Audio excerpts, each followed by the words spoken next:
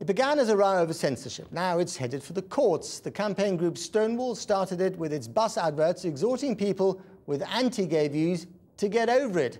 Then a Christian group retaliated with posters pushing the line that therapy can change your sexual orientation, before also adding, get over it.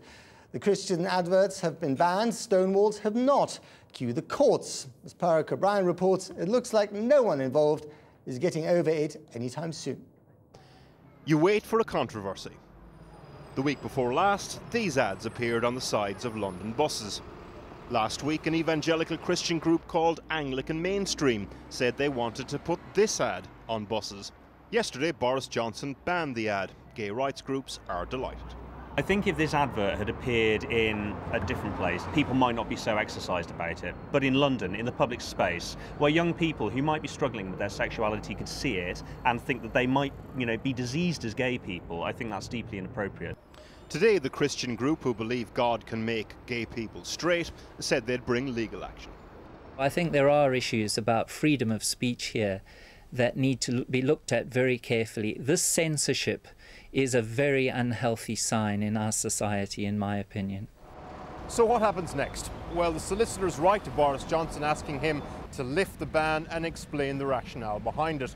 If he doesn't do that, a judge has to decide whether this actually warrants a judicial review in court or not.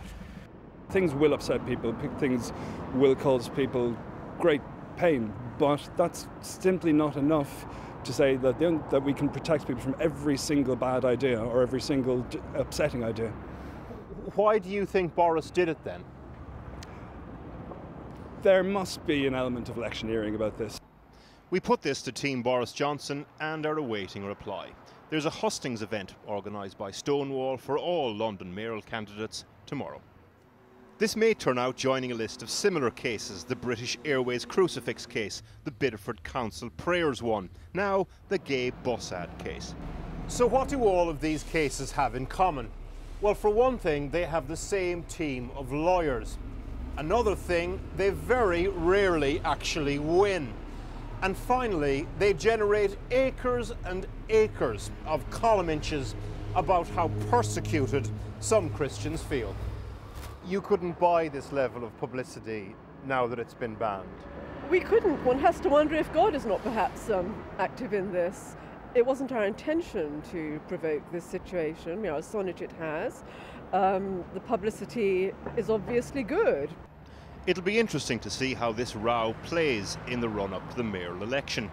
But with God on your PR team, it probably will. Now, the election for London's mayor takes place on the 3rd of May, and here is a full list of the candidates.